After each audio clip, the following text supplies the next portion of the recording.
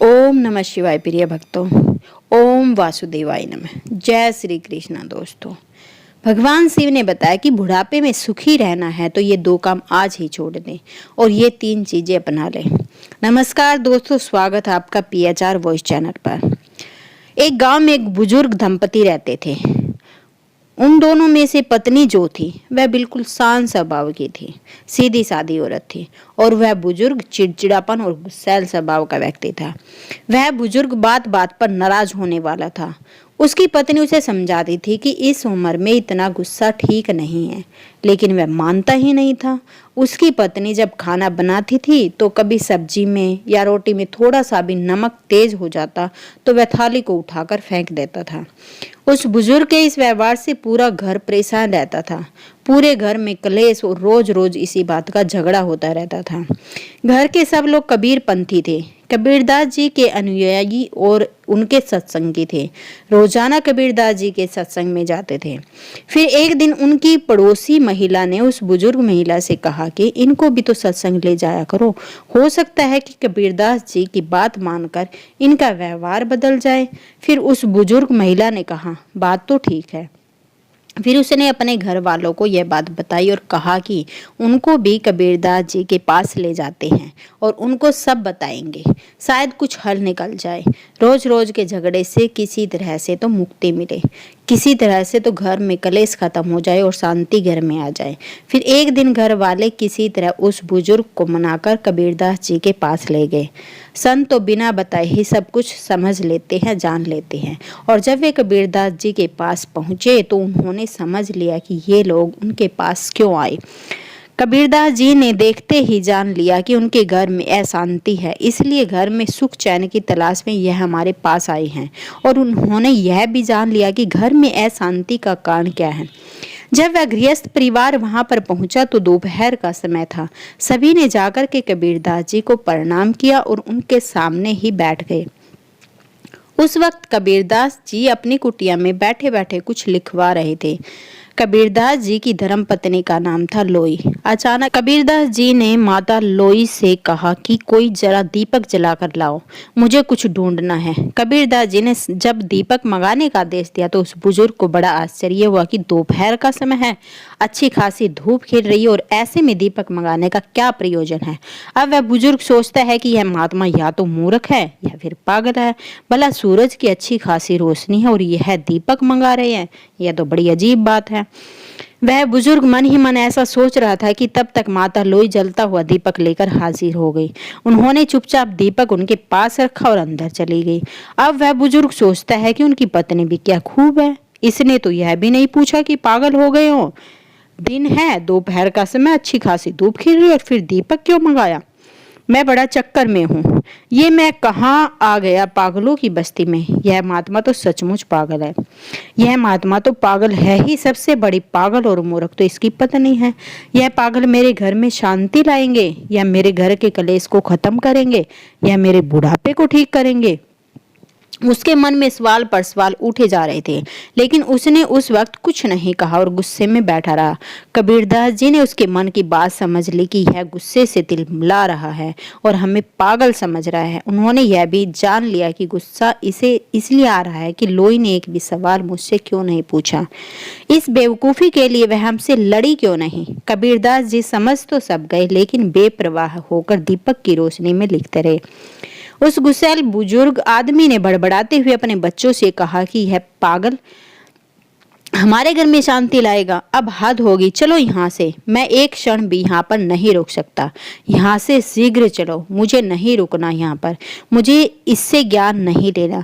फिर उस बुजुर्ग को बड़बड़ाते हुए कबीरदास जी ने सुन लिया तो उन्होंने कहा, क्या बात है बाबा, कोई समस्या है क्या। फिर वह बुजुर्ग आदमी बनावटी हंसी हंसते हुए बोला, नहीं नहीं महाराज, कोई समस्या नहीं है, आपके दर्शन करने आए थे सो हो गए, अब हमें अपने घर चलना चाहिए, इसलिए हमें आज्ञा दीजिए। कबीरदास जी ने कहा, अरे भाई, तुम हमारे पास आए हो, हमारे अतिथि हो, बिना अतिथि सत्कार के कैसे जा सकते हो। उन्होंने माता लोई को आवाज लगाई।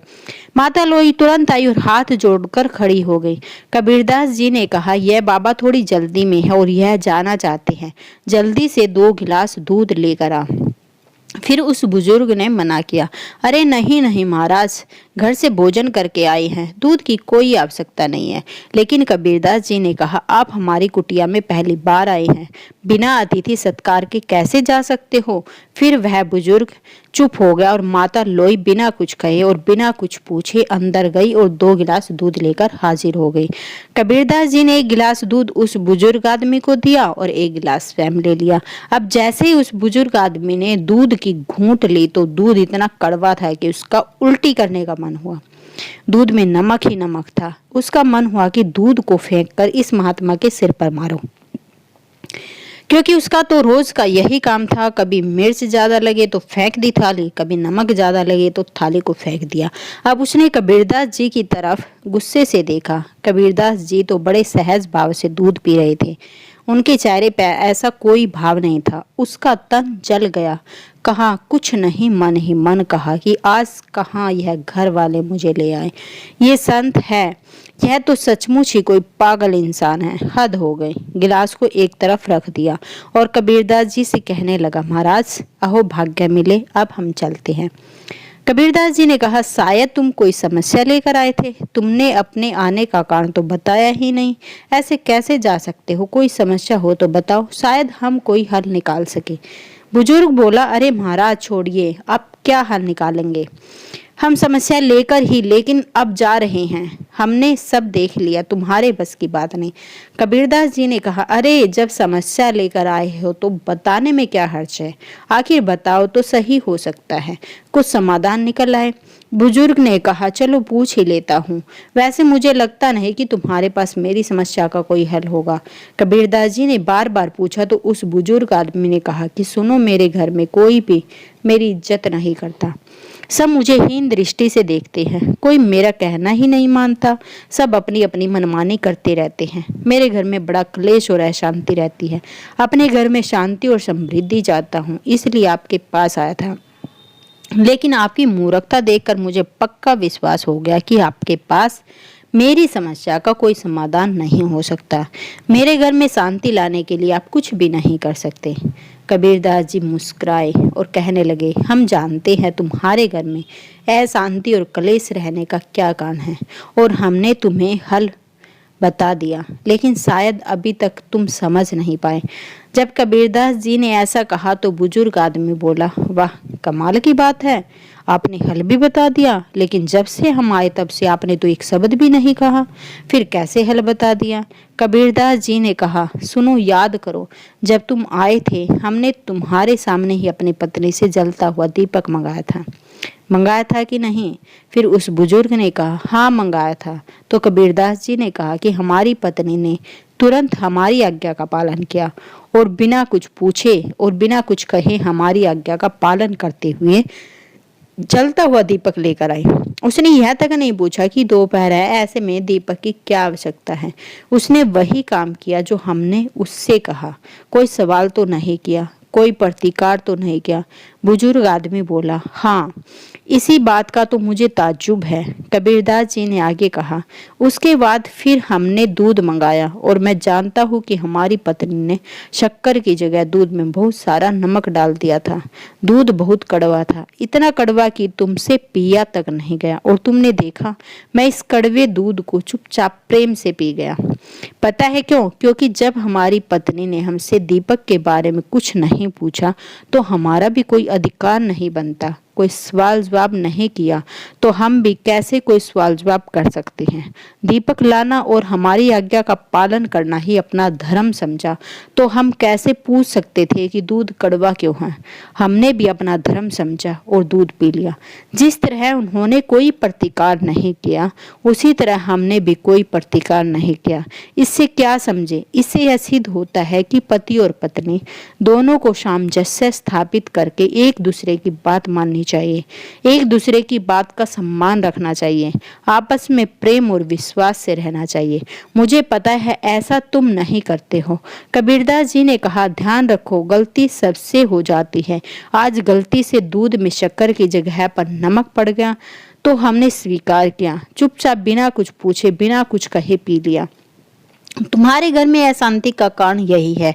तुम दो चीजों से बहुत परेशान हो और उसी के कारण घर में अशांति है, क्लेश है। कबीरदास जी ने कहा, बुढ़ापे में जो इन दो चीजों को त्याग देता है वही सुखी रहता है। कबीरदास जी ने बताया कि ये दो चीज है, स्वाद और गाली। बुढ़ापे में सुखी रहने के लिए जरूरी है कि हम स्वाद और गाली को छोड़ दें, तो घर में शांति रहेगी और बुढ़ापा चैन से कटेगा। हमें समझना चाहिए कि घर में जो महिला भोजन बनाती है कितने भाव से और मन से और परिश्रम से भोजन पकाती है। गर्मी हो या सर्दी, जो भी परिस्थिति हो, वह समय पर बड़े भाव से भोजन पकाती है और हमें खिलाती है। कहते हैं कि राग रसोई पागड़ी कभी कभी बन जाए, कभी गलती से हो सकता है कि नमक ज्यादा हो जाए, मिर्च ज्यादा पड़ जाए, तो क्या हमें उस भोजन को, उस अन्न को फेंक देना चाहिए? बिल्कुल नहीं। हमें यह समझना चाहिए कि जिस स्त्री ने, तुम्हारी पत्नी ने या तुम्हारी पुत्र वधू ने इतने परिश्रम और भाव से भोजन बनाया है, तो हमारा धर्म है कि उसको स्वीकार करें। और गलती से नमक मिर्च ज्यादा हो गई तो भी कोई बात नहीं, हमें उसकी प्रशंसा करते हुए भोजन ग्रहण करना चाहिए। अगर हम ऐसा करते हैं तो दूसरे दिन वह और मन से भोजन बनाएगी, और यदि हम ऐसे में थाली दीवार पर फेंक कर मारते हैं तो सोचो उसके दिल पर क्या बीतती होगी।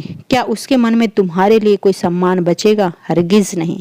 यह उस स्त्री का और अन्न का दोनों का अपमान है। हमें यह अपमान कदापि नहीं करना चाहिए। जहाँ भोजन और स्त्री का सम्मान होता है, उस घर में माता लक्ष्मी और सुख शांति पलायन कर जाती हैं। इसलिए भूल कर भी ऐसा नहीं करना चाहिए। कबीरदास जी कहते हैं कि इसलिए दो चीजें, स्वाद और गाली, हमें त्याग देनी चाहिए। जैसा भी मिले भगवान का भोग समझकर ग्रहण करना चाहिए, तो बुढ़ापे में कोई कष्ट नहीं होगा। स्वाद और गाली दोनों ही बुढ़ापे में दुखदाई होती है।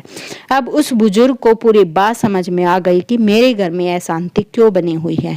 उसने दोनों हाथ जोड़ लिए और कबीरदास जी से क्षमा मांगी और कहा कि मैं अबोध हूँ, पता नहीं मैंने क्या क्या सोचा आपके बारे में।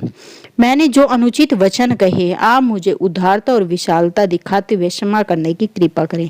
आज से मैं हरगिज ऐसा नहीं करूंगा। फिर कबीरदास जी ने उसको क्षमा कर दिया और कहा कि आज और इसी वक्त यह संकल्प लो कि स्वाद और गाली को यहीं छोड़कर जाओगे।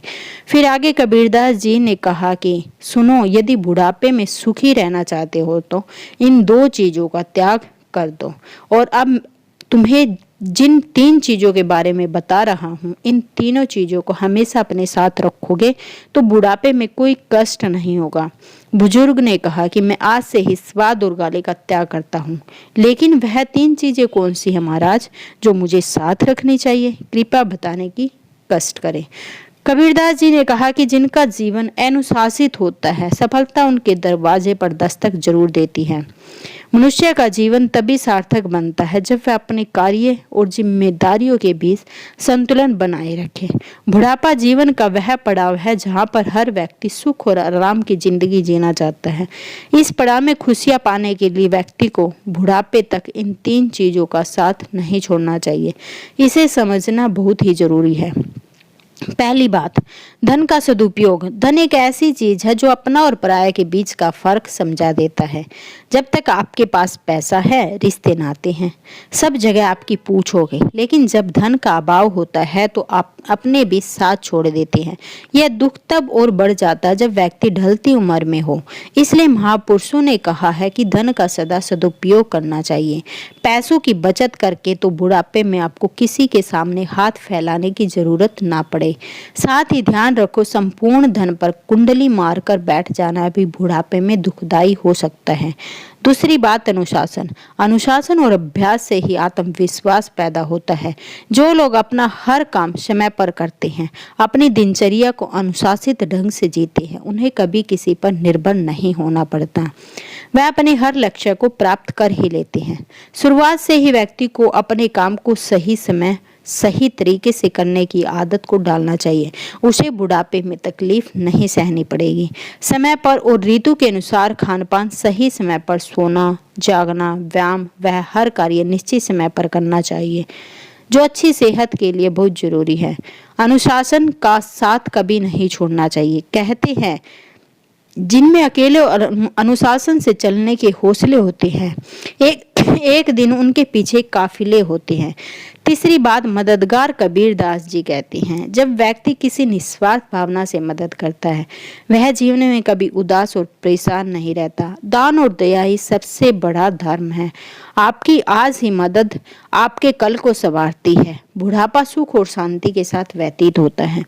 मदद के लिए अपने हाथ हमेशा खुले रखना चाहिए। वह बुजुर्ग बुढ़ापे में सुखी रहने का मूल मंत्र सिखा चुका था। उसे बड़ी प्रसन्नता हुई और खुशी खुशी अपने घर आ गया। कबीरदास जी की वाणी को उसने अपना आधार बना लिया और थोड़े ही समय बाद उसके घर में सुख शांति आ गई और बुढ़ापा सुख और चैन से गुजरने लगा। वीडियो अगर पसंद आए तो दोस्तों वीडियो को एक लाइक जरूर कीजिएगा और हमारे चैनल PHR वॉइस को सब्सक्राइब जरूर करें अगर चैनल पर नए हो तो, और अपने दोस्तों के साथ जरूर शेयर करें और इन 3 बातों को अपने जीवन में भी लागू करें। मिलते हैं दोस्तों अगले वीडियो में इंटरेस्टिंग जानकारी के साथ।